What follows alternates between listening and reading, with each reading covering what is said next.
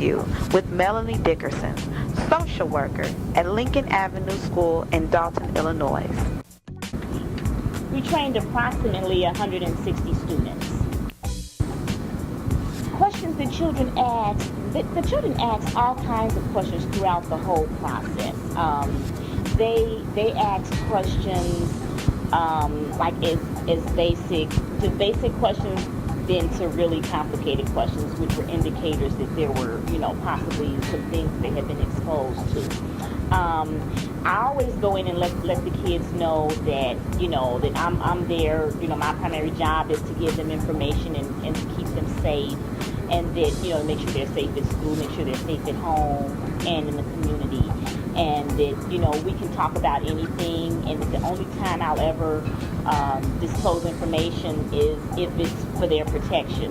So I try to create a safe environment for them where they can ask me whatever they need to. If it sounds like it's getting too deep, then I say, well, you need to come to my office after.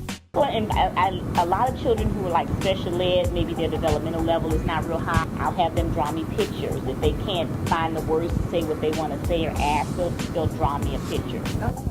Opposed to the program, kind of let them know this is really wrong and I need to get some help.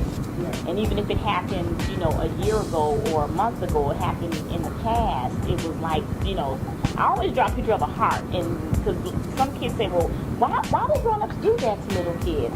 And I'll draw a picture of a heart on the board, and I'll put like a yuck, like a mark in the heart. And I said, well, some grown-ups have some yuck in their heart. Opposed to the program, kind of let them know this is really wrong and I need to get some help. The way your book sectioned our bodies into zones with the letters, because it's simple. Because you know who's taught on? I mean, the kindergartners. Because you got A, B, C, and D. And the D going with the word. And I draw the picture on the board the same way your book does, and I say your pretty face, your handsome face is the A, and I put the B, I do the letters, and just the lettering of the different sections of the body, so they don't have to use those words like, my penis or my poo or my pee-pee. We have a term for their private part, and that stuck with everybody. And like I said, I mean, the kids use the term all the time, because when we got new teachers in the school this year, they said something about their danger zone, and it's like, it is a term that is pegged now here at Lincoln. It's their danger zone. So I think to hear us through the building, I had them saying, no, don't touch my danger zone, and we practice and you, believe me, they like that part, and they screaming. And that's why I think that in some boy brushes up against the girl's butt, they're going to the bathroom, you'll hear that, no, don't touch my danger zone, So they know that part. That they were very supportive, they loved the program, the teachers were so happy that the kids were getting this information, especially the kindergarten teacher, with her, her having a little baby, and those kids retained this information, because every week when I came in, we did a recap of what, we talked about the week before.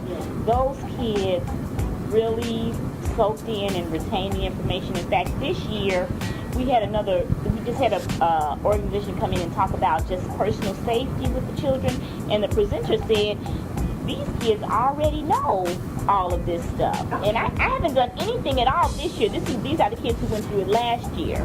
But they know about safety and, personal safety with protecting themselves. The kids who went through the program, they remember it from last year.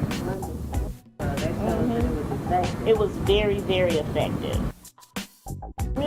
I really wish, this really needs to be part of regular curriculum for any pre-K to third grade class. I mean, every school needs to have this as part of the required